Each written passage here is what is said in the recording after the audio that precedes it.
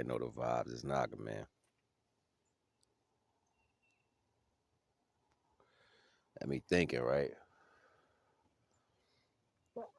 I wonder, because it's like you're here and probably going to offend some people with this statement, but I really don't care. All right. So they promoted sex for hundreds of years as propaganda.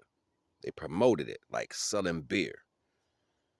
And now it's the thing. So even if you're not a part of a company that promotes sex, you are a person who's promoting sex. You know why? Because they told you it sells. So that made me think like, would you rather be considered a can of beer? Like, just the concept ran across my head. I'm like, would you rather be considered a can of beer? Because everybody wants beer. It's always promoted everywhere. It's a billboard. You pop the top, you dump it out, and you discard it. This what you want to be treated as a woman.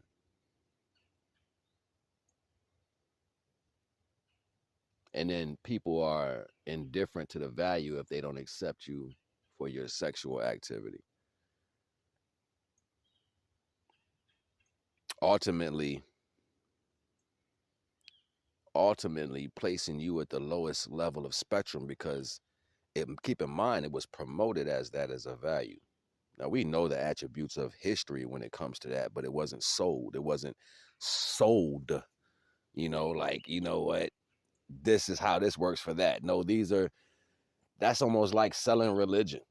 You know what I'm saying? Like that's like selling air or selling water, even though we have it, it's not what you should do. And to keep it 100, the only reason why I can sell you water is because you defecate in a toilet, and the toilet takes the water somewhere through their processes, and then they can purify it and sell you back bottled water.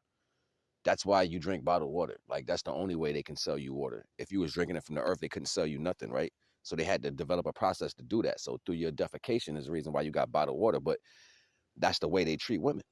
Through everybody's usage, you can still have some. Everybody touched it. Everybody been in there. It don't matter what DNA is stored in there. Everybody can have some. No, what the? I'm like, yo, it takes a mind to actually think. Unless you just want to go through life not thinking, like, fuck it, I'll just deal with whatever comes with that. But you got to have a rational way of understanding. Some people are like, you got some dudes that are deprived. They're deprived as shit. Never had nothing, never been nowhere, never been appreciated by nobody, never sat in the right places, never tasted this or did that. You got niggas that's like that. And you know what? They will jump to the opportunity just to experience what you get a chance to. Depravity, yo.